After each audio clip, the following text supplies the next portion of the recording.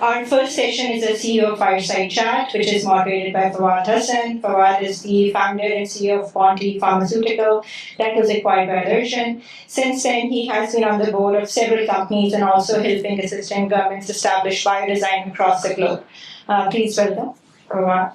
Thank you.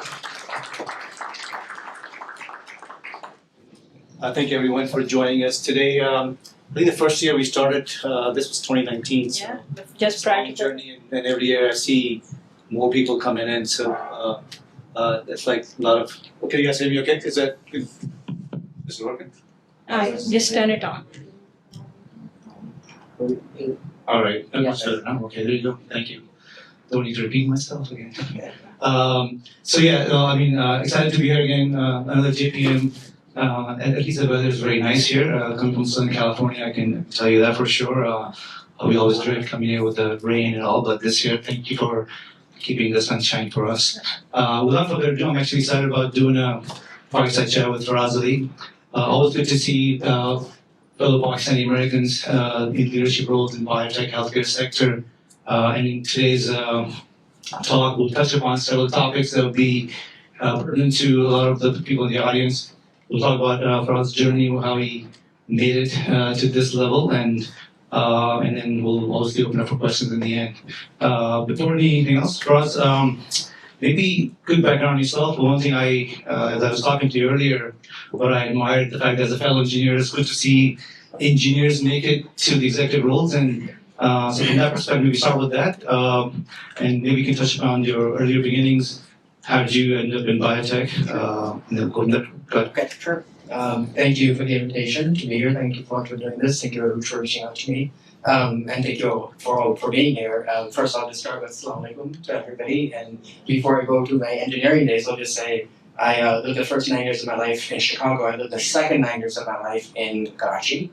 In fact, a class fellow of mine is over here, now that I'm on, and we did our levels together here. So deep roots in Pakistan. My mother, my father, my sister, and a lot of my extended family is there. And in fact, this summer, I took my 3 young daughters, my whole family. We went there to Karachi. We went to Skardu, Hunza, Islamabad, Gilgit, Lahore, and we were there during August, and we were there when the celebrations of the Olympic medal. So I was very happy. My kids got to see, the Jazba and the Josh of Pakistan during an amazing period in our history. I came after doing my A-levels at Karachi Grammar. I came out here, actually in the Bay Area. I did my undergraduate at Stanford University. I started off as an engineer, right? I was programmed like many other people to become, EE, CS, mechanical, or something like that. So that's what I thought I was going to do until I got exposed to biology. And then that blew my mind. And I briefly considered whether I wanted to become a doctor, decided against it. I was really interested always in the intersection of technology and biology. And so decided to become what would now be called a biomedical engineer. Back then, that degree didn't exist, so I had to take biology and engineering. And right after my undergraduate, I went to what was then called GE Healthcare, GE Medical Systems. So I was designing software and hardware for all those equipments that you see when you go to a hospital, ultrasound, PET scans, MRI, CAT scans, and whatnot. So the stuff, I can walk into some of those hospitals today and see that's a product I worked on. So that's how I got started. So as an engineer, my entree into healthcare started with biomedical engineering and actually hardcore coding and designing products. I eventually transitioned into business roles and went to business school. And that took me to Boston. I went to Harvard Business School. Was there for 2 years, and then I thought I was going to run right back to California because I had my, I loved it over here so much. But then biotech was going through a very special period. This was back in 2001, I graduated. And it was just this boom beginning to happen, and Boston was really at the epicenter of it. And so I decided to go to biotech and use, that is my transition into the drug development side of things. So I joined an innovative small company called Genzyme at the time. It was in commercial roles and got to launch several products. Life-saving therapies for rare genetic disorders. That's what Genzyme's model was at the time. And that was it. I was hooked. I was just hooked. Like I could never go back to being an engineer sitting in front of a computer and writing code. Because just seeing the impact of these medicines, like these are kids, these are adults who would have died if it wasn't for these therapies. and that the healthcare system had abandoned them because they were, these are quote unquote rare diseases. And Genzyme had said, we have the technology to help them and we're going to do it. And so, I sort of had several roles, including global roles. I will say that in my time there, I did get to touch Pakistan, and just once, there were these two sisters who had this rare disease called Gaucher disease, and were living up in northwest frontier province. And they were 10, 11, 12, and there was really nothing for them. Like, they would have left to their own devices, and after the Pakistani healthcare system, they would have probably died by the time they were 20. So they were suffering. It's a bad disease. I don't have time to describe it, but it's pretty bad. But these two little enterprising girls, they managed to find a way to a village. And this is internet, right? Early internet years. They did searches on Gaucher disease, and they found a clinic in the United States that mentioned Gaucher disease. And so they wrote to that clinic. That clinic happened to be one where we were, running clinical trials and making our therapies available. And they reached out to us and to Genzyme, the company I was working at, saying, "Can you do something for these folks?" And we're like, "Oh my God, you need to take this therapy every 2 weeks for the rest of your life for it to work, right? And this is, complicated. This is a vial. It has to be supply chain. They're sitting in NWFP in the mountains."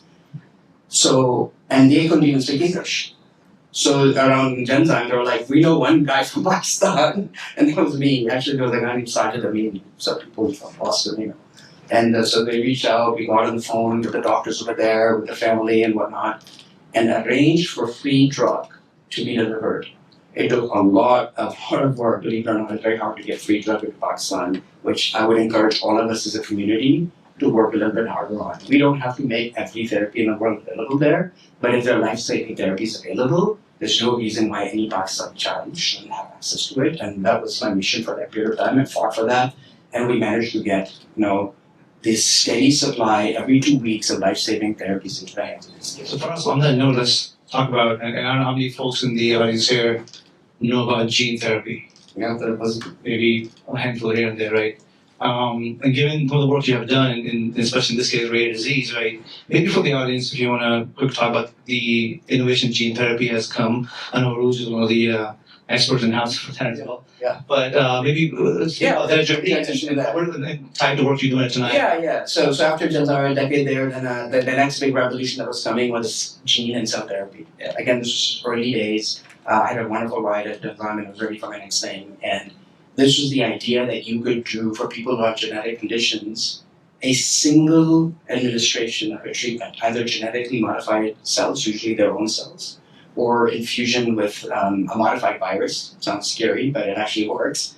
You can actually alter the cells that are defective because they have a genetic mutation in them. And again, these would be death sentences otherwise in most cases. And the science, it sounded like science fiction, but the science had finally matured to a point where there was a chance for it to work. So I worked at some pioneering companies in Boston, first in Boston, 5 years at a company called Bluebird Bio, then 2 years at a company called REGENXBIO, and then now for the last 6 years at a company where I'm the CEO of Pulse9 Therapeutics. The idea is, like I said, you're either modifying a virus and infusing that, and the virus goes into the cell. And like viruses, the normal virus that you guys, that causes us infections at home, what do viruses do very well? They know how to put their own DNA into your cell and trick your cell to create more copies of the virus. So, scores of years of genetic engineering and academic work, and we figured out how to modify these viruses so that instead of delivering their own DNA, they deliver the DNA that you have engineered to put into them. That's the payload that they deliver. And that's the therapeutic payload, meaning it is a healthy copy of the gene that is mutated in these patients. And this, again, sounds like science fiction, and yet it's worked. It's worked in the eye, it's worked in the brain, it's worked in the liver, it's working in the heart, that's what my company is doing, it's working in stem cells, it's working in cancer. Some cases you can just do an infusion, other cases you take the cells out of the body, like the T cells out of the patient's bodies, and you modify them and put them back, or it's a stem cell. There's many different flavors to it, but the big picture is the era of cures is here. This stuff is actually now not only been developed, but approved. They have several approved products. Some of them are multi-billion-dollar products. People actually get shocked Right? Like I didn't even know this stuff existed. Forget about that there were approved products. And it has touched Pakistan too. There is a product for a very terrible disease called spinal muscular atrophy that was approved on Novartis by a company that actually we had licensed the technology to a few years ago. They bought that company for $80 billion, and it is a one-time treatment for these young children. I think something like 80 or 90% of them will either be dead or disabled completely, like they're bedbound and they can't feed themselves, they can't even breathe on their own by the age of 2. A single infusion of this gene therapy fixes the genetic defect in their brain, and those kids are not only alive, but they are able to stand, they're able to walk, they're able to play, they're able to feed themselves. And Novartis, to their credit, has commercialized that around the world, moved to 50 countries, including free drug programs, and little kids with this disease in Pakistan have access to it as well. So it's quite a golden era. And so now you're focusing on the We're focused on the heart. Yeah, so we're focused on the heart, and again, this promise of medicine. Once we figured out the technology, the medical societies, the academics, I give a lot of credit to everybody else.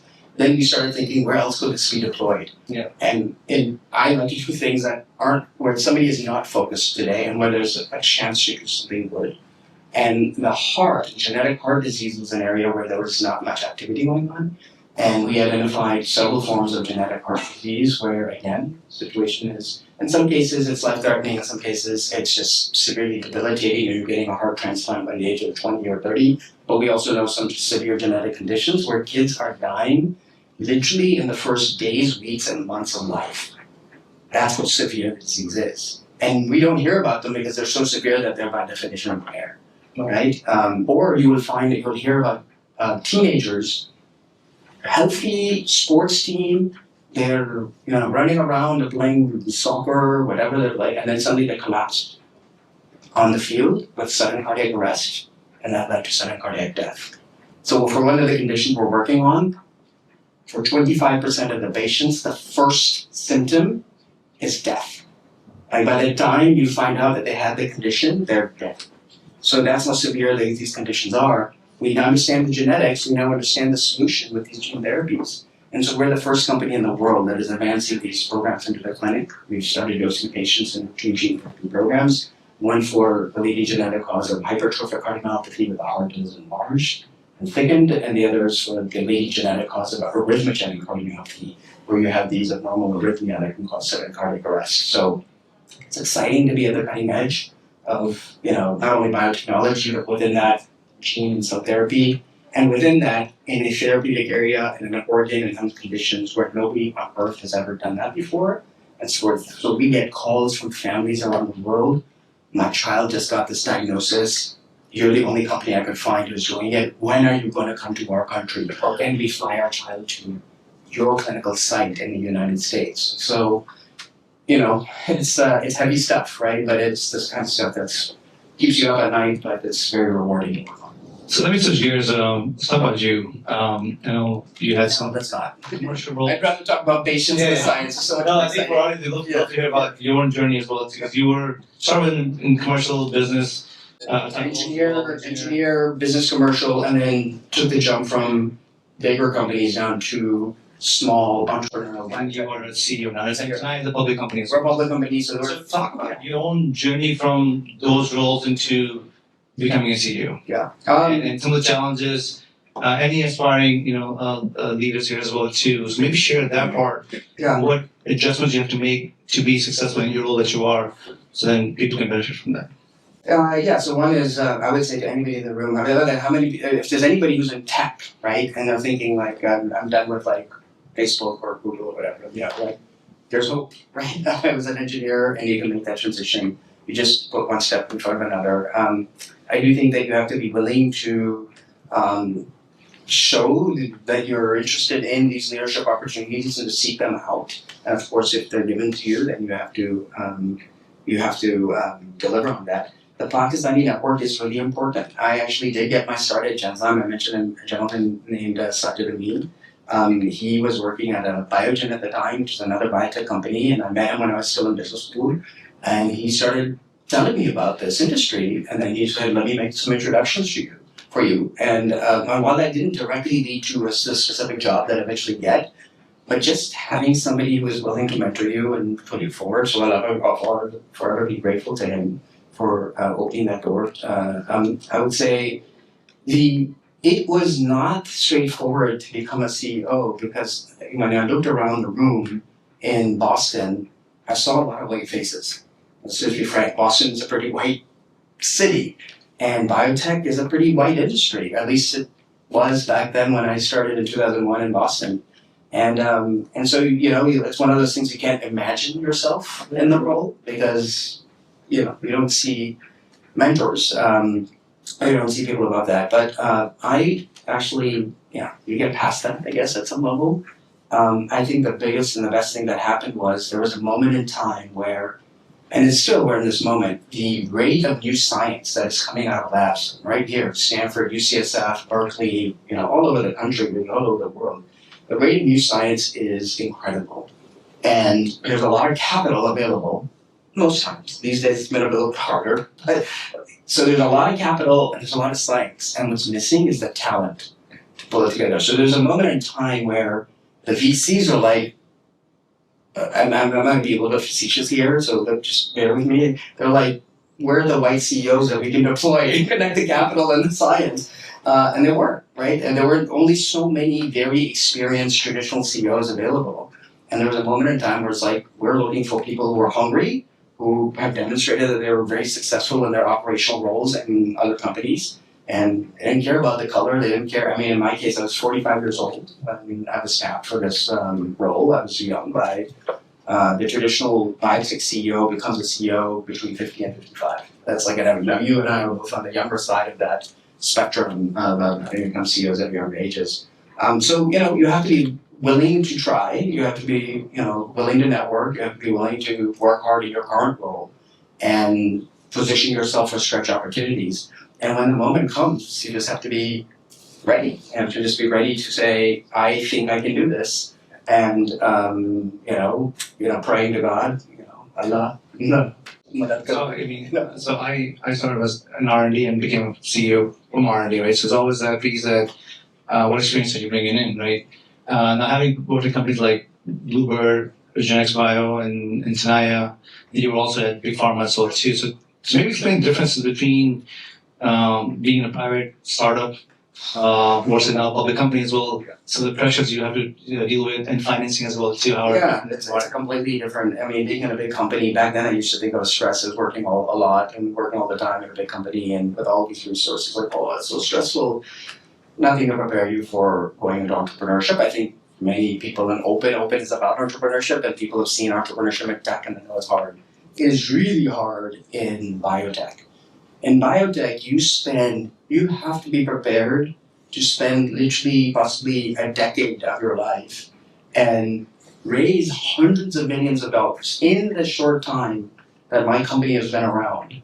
Right? We were founded in 2016. I became the first CEO at 2018, and I've been in the role for 6 years. In that period of time, we have raised about $600 million. And that's just to get to the point that we're dosing patients in early clinical studies and just start to generate clinical data. And then it will take more years for that clinical data to get positive enough that we could run a pivotal study and seek an approval. Probably by the time, if we survive long enough, we get to that approval, we would have raised and spent more than $1 billion. And then you finally get to sell a product. Only 10, but probably in these healthcare forums you guys have talked before, less than 10% of all things that get started in the clinic get approved. So it is hard, it is risky, there's a tremendous amount of money that must be raised. So it's not for the faint of heart. This is not the area where 20-year-olds become CEOs. That's why the average age is high, is because the VCs and the companies they want to believe that you can deliver, that they can trust you with, and your team that you're going to build with hundreds of millions of dollars of capital, and trust you with the ethical obligations that come with running studies with these novel therapeutics. And right now, my company, small company, we're about 100 people, and we have more than 40 clinical sites in 7 countries, right? And we're dosing patients who've never been dosed with something like this before, right? There's a tremendous responsibility that comes with it. So there's also good high reward as well, especially high risk, high reward. Yeah. Some of these transactions you hear about, remember CRISPR Therapeutics, a gene editing company, just not even in clinics, they went IPO. And they're we went public the before. market cap was like $1 billion, not even having clinical data, right? So, Yep. so what I mean, there's also an opportunity to create value, and Yes. also they had good exits as well too. Big pharma is always looking. The research typically is gone now, as they're looking for startups to do the work. But touch upon, I mean, people who are also sitting in the audience, who are working at even tech companies or other big companies. What's the inspiration for them to switch into entrepreneurship? Because obviously it comes with risk as well. But what's the reward like? Well, first I was just say, I think the people who work in this industry, they are, yes, there's a reward, but I would say the biggest reward is the psychic reward of believing that you're doing something with your life that is meaningful and purposeful. It's the closest thing that you can to be a doctor, right, without being a doctor, is you're working on technology. So the biggest thing is the psychic income and reward, and that, frankly, when the chips are down, when things are hard, that's like, like many of my friends and family know, certainly my immediate family knows, I will wake up routinely at 4 a.m. Now, I do that because I have a lot of work to do, and I have 3 young children. I'm a very devoted father, and I want to spend my time with them. So when they're awake, I want to be with them as much as possible, which means time has to come from somewhere. But what drives me is the mission, and that's the biggest thing. Yes, if you have good data, your stock value goes up, you can be bought, I have been blessed with some resources that have come from some of the past entrepreneurial companies I've been at. One of the companies I joined, bluebird, they went from an IPO at $15 a share. At one point, they were like $200 a share, and they were worth $10 million. And I was a little, senior director, vice president there. But the money I made in that period, set me up comfortably. So yes, there can be financial reward, but there's tremendous risk that companies fail, companies go out of business. But generally, if you've done, you'll rebound and find another company. So the risks are there, the rewards are there. So why would people want to do this? And especially people in tech, I will connect to the AI. As we speak right now, we have scientists and clinicians but we also have people who are using AI algorithms to help us design better medicines and help us identify targets. We have actually a collaboration right now with Google, where we are generating sort of the biology, the in vivo data from different animal models. We're feeding it to algorithms, we're getting that data back. So we have some people in-house who can do some scripting, but we also, for the heavy lifting and the heavy computation we're doing, it is here. It's not coming. AI is here. So anybody with a tech background and AI background and bioinformatics and data science is enormously valuable in this field because we are generating terabytes. God knows how much data we're generating, and it needs to be sorted through and made sense of. And there's gold in the form of human insight, disease insight, and potentially therapeutic product insight that is sitting in that data. So any of you who are in data science and tech, and if you've gotten, like I said, tired of Facebook or Google or whatever, there is a career for you in this industry because the convergence of tech and biotech is very real. And why would you want to do it? Because I would argue you would be spending your days doing something far more meaningful and impactful that you will look back on later and say, this was a much better use of my time than having made Mark Zuckerberg. Actually, let's expand on that, and especially from the Pakistani angle as well. So, given one thing we hear about that one of the biggest assets Pakistan has is the human capital. 250 million people, and that's a huge database for patients as well. So the AI front, let's talk about that for a second. There's the front end and the back end of it. On the front end, as you know, we've got a lot of discovery going on, and how do you identify right targets using the more objective analysis and precise medicine. And on the back end, the values aren't data, right? So touch upon that, what you're doing, especially in gene therapy in your company, on the front end, on discovering the use of AI. Yeah. Well, I would just point on 2 different ways in which we're using AI today. One is, in order to identify targets, we use human cells human cardiomyocytes, which is one of the main, your body, 50% of the cells in your heart are cardiomyocytes. That's the stuff that's contracting, right? And so we can't like observe the human heart directly, so we have to do it indirectly. And we do that, we have these human MPSC direct cardiomyocytes. You can use CRISPR to induce genetic breaks and then induce a phenotype that mimics a human disease. And then you gotta like screen millions and millions and millions of cells with imaging software and try to screen against different molecules and other therapeutic modalities to identify a target, and then once you have a target, to validate the target and see if your drug is going to work. It could be a small molecule, it could be an antibody, whatever. You're generating tons of data, very nuanced data. The human eye cannot detect some of these differences. This is precisely where AI is so good, right? And so that's exactly, so we identified actually a target through that effort that had never been applied in cardiovascular disease. And we published, it was at the front cover of Science Translational Medicine a few years. You can find it at our website. And so that was just one. And that product, that there was a small molecule we have taken into the clinic against that target. So I'd like to say, I have to verify this, but I'll help a lawyer. But I think we are the first company on earth to have taken a drug into the clinic against a target that was identified by AI, at least in the heart disease space. Yeah. So that is a very real example. The other very real example, this is now on the gene therapy side that I was talking about. We all of you, every single person in this room has viruses inside their body. There's a kind of virus called the AAV virus.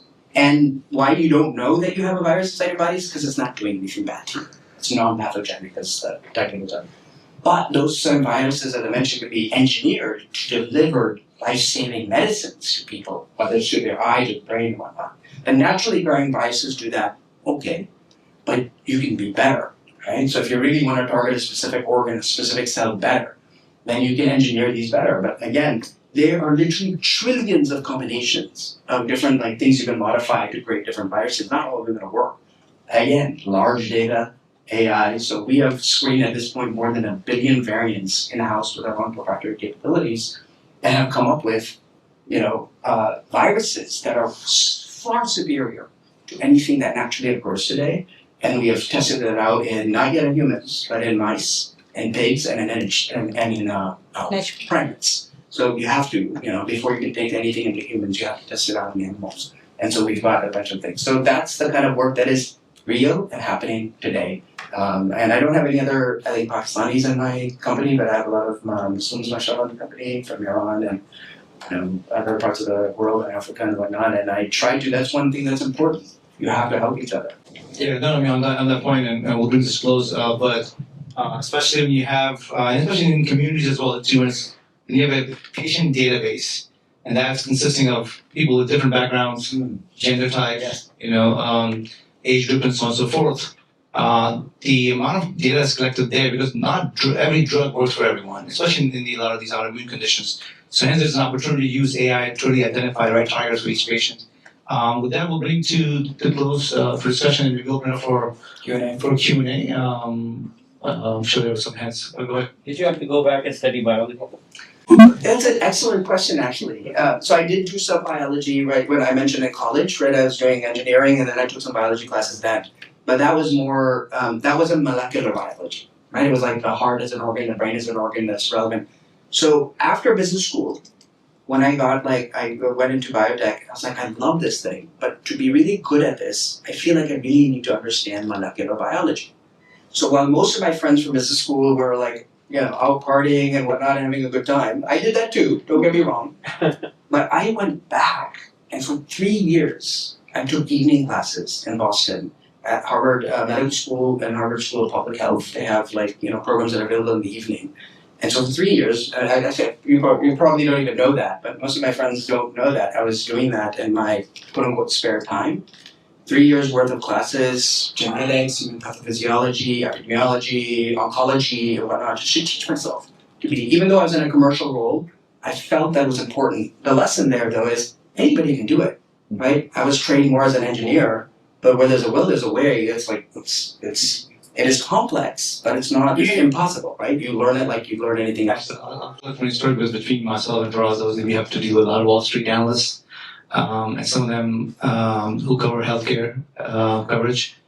Not all of them are PhDs or medical doctors, and you'd be surprised the knowledge they would have. And they're so much well versed from disease pathology to pathways of different drugs and whatnot.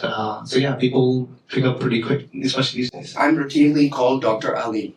And I routinely have to tell them I'm not a doctor, right? I just, play one on TV, right? So, but you can learn, you can pick up the stuff, but you have to be committed. I think in this space, you really have to be, just like in software, you have to learn the next software thing.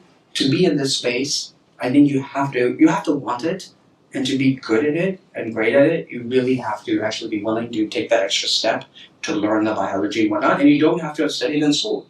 Because, to your point, so I'm glad you said that, because I did it. I mean, after COVID, especially in our community, Desi community, everyone was a doctor. Yeah. I think in the Desi community, everybody acts like a doctor anyway. And then the real doctors roll their eyes and be like, Anything else to add? It was very encouraging to hear your comment on using more AI in clinical trials. A related question I have is what areas you see of using AI in getting improved data collection during clinical trials? That's a good question. Improved data collection. So here, I think the first applications, here's what I would say. The first applications of AI in clinical trials will be to frankly analyze the existing data, right? So you're generating a lot of data and that needs to be analyzed, especially in a large clinical study, and potentially mining other data sources, UK Biobank, whatever, you're trying to generate data. That's it. In terms of creating more, I think there will be a world where we will start, like in heart disease. I'll just use the example of the industry that we're in. Believe it or not, the FDA is beginning to get interested in using things like the readings you can get from your wearable devices, like Apple Watch and things like that, right?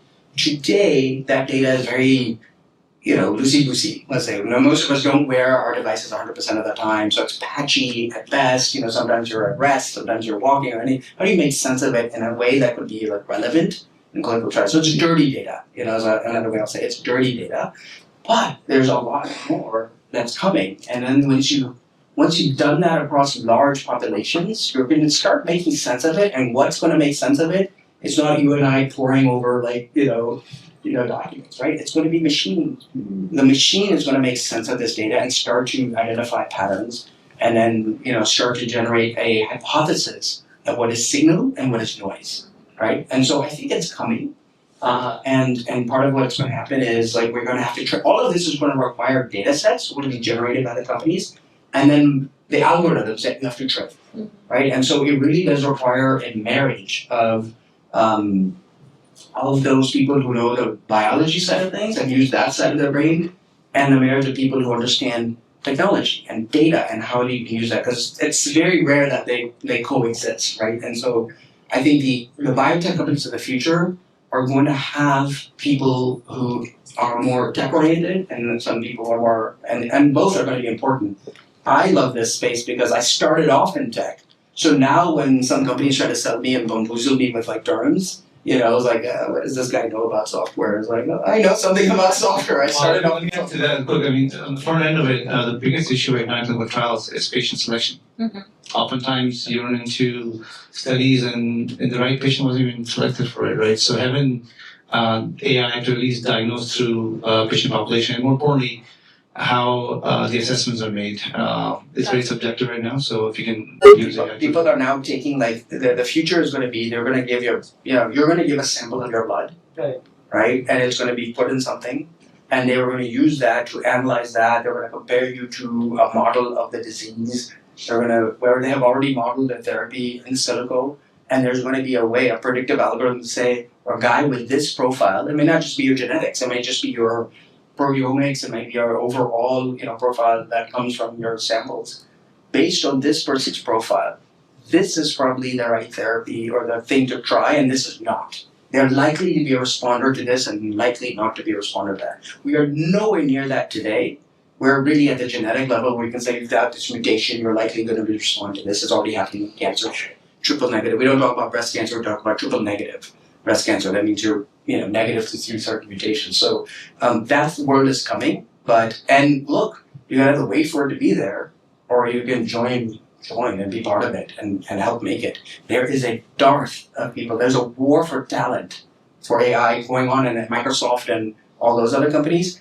We are already at the war of that talent in biotech. At the conference I was in just before coming here, Mark Tessier-Levine, who was the former president of Stanford, he's now leading one of the big new AI companies. It's been purposely built from the bottoms up to be AI driven, and he was talking about the war for talent for AI in a small biotech company today, right? So this is not tomorrow, this is today. So for those who have a skill, my question is just on the practical side, all these gene therapy and treatments and whatever you mentioned right now, it's very impressive actually. Yeah. So what is the practical implementation, like out of the general public, how many people have, what percentage of people have access to this treatment? Great The question. insurance companies are mainline, treatment, so basically standard is different basically for general public, right? Yeah. So, Yeah, it's a great question actually. And it's true even, put aside for gene therapies, even for rare diseases in general, right? How do you make a business model for it? How do you make a market for it? But I would, instead of going on that commercial side, I will say that the reason why we start in gene therapies is that the FDA and the regulatory agencies, when there's something so novel and there's a potential for harm, right? So you have to start somewhere where there's the so-called risk-benefit ratio. Meaning, if this person is sick enough that is worth taking the risk to try out this novel technology, and that happens to be in rare genetic diseases. That's where it starts. But that's not where it ends. So where it ends is once you perfect the technology, and we're doing that too. Like we have prevalent forms of heart disease we want to go after, but you gotta walk before you run. So you start in rare diseases, perfect the technology there, work out the kinks, not only in the biology of the clinic, but also manufacturing these things at scale. You have to figure all that out. Now, once you have, let's just say we've crossed that, and wet AMD is an example that we both share. Wet AMD is an ocular condition that is more prevalent, right? It's not rare. And there is my former company, REGENXBIO, has a pivotal study going on right now for a gene therapy for wet AMD. So there's examples of this. Another company is working on Parkinson's, and others are working on Alzheimer's. So these gene and cell therapies, they start in rare, they get perfected there, but they are already transitioning it to. Now the payer and the commercial side, what's fascinating is it's fascinating, it cuts both ways. On one hand, it is amazing because it's a potential cure. Yeah. So if you take the cost of some of these heart diseases we're going to work on, the cost of a heart transplant alone in this country is more than $1 million. Right? So Faraz, on this note, I know we got a long. We got more people. So, well, he'll be around. Yeah, we can continue this. I'd love to talk to you about cures. Make good business sense. Payers like it in some cases. They don't like it in others. Yes. But we can talk more about it. Yeah. Thank you so much. I know it's the time. We'll make a quick selfish recommendation. I'm a cardiologist, and you were talking about rare diseases in the heart. Yeah. I deal with a lot of. Let's. I want to be respectful of them. I would love to. You're a cardiologist. You should be talking. Yes. Thank you for the opportunity, and please don't hesitate to reach out.